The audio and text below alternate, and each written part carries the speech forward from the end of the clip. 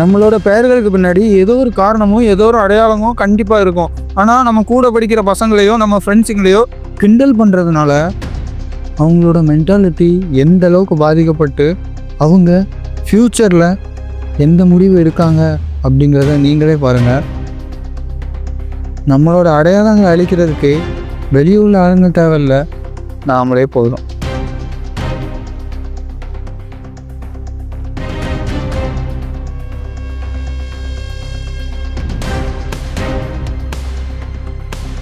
Students, நான் இப்போ attendance எடுக்க போகிறேன்.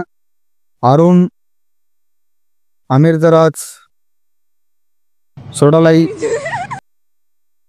மீனாட்சி சுந்தரம். இப்போ எதுக்காக எல்லாரும் சிரிக்கிறீங்க? அட்டெண்டன்ஸ் தானே எடுத்துக்கிட்டு இருக்கேன். Hello sir. ஹலோ. நீங்கள்? என் பேர் சொடலமுத்து. சொடலமுத்து. உங்கள் பேர்? ராபர்ட். ஓ, ராபர்ட். ராபர்ட் லைவ் அப்படிங்கிற யாருன்னு தெரியுமா? ஒரு வெள்ளைக்காரன் நம்மளை அடிமையாக்குனதுக்கு மூல காரணமே அவன்தான். ராபர்ட் லைவ் அப்படிங்கிறவன் தான். அவன் பேரை வச்ச நீங்களே என் பேரை கிண்டல் பண்ணுறீங்க. சொடலமுத்து அப்படிங்கிறதுக்கு அர்த்தம் என்னன்னு தெரியுமா? சொடலை அப்படிங்கிறது என்னோட குலதெய்வத்தோட பேர். நீங்கள் எப்படி என்னை பார்த்து நக்கலாக சிரிக்கலாம்? Meenakshi Sundaram come gear. டேய் மீனாட்சி, ஒன்றை தான் கூப்பிட்றாங்க. மீனாட்சி போ.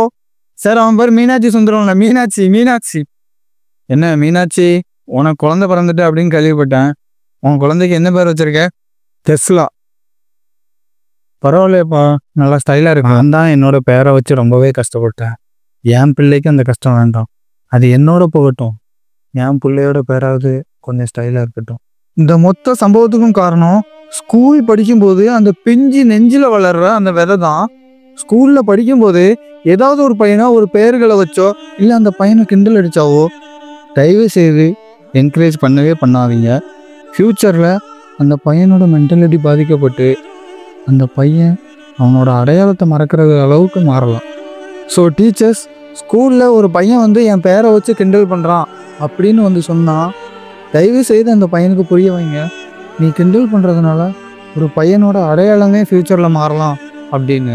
வெளிநாடுகளில் தமிழ் பேர் இருக்குது, ஆஸ்திரேலியாவில் இருக்குது, சிங்கப்பூரில் இருக்குது, மலேசியாவில் இருக்குது, கம்போடியாவில் இருக்குது, சைனாவில் இருக்குதுன்னு ஆளப்போனா தமிழை அப்படி இப்படின்னு ஸ்டேட்டஸ்லாம் போட்டுட்ருக்கோம். ஆனால் நம்ம வீட்லேயும் சரி நம்ம சுற்றி உள்ள இடங்கள்லையும் சரி எந்த அளவுக்கு தமிழ் பேர் இருக்குது அப்படின்னு யோசிச்சு பாருங்கள், உங்களுக்கே புரியும்.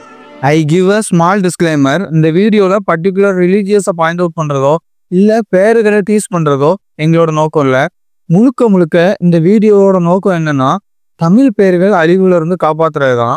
எந்த மாதிரி காரணங்களால தமிழ் பேர்கள் அழியுது அப்படிங்கிறத உங்களுக்கு காட்டுறதுக்காக தான் இந்த ஒரு வீடியோ. ஸோ இதில் ஏதாவது தப்பு இருந்துச்சு அப்படின்னா மன்னிச்சிருங்கப்பா.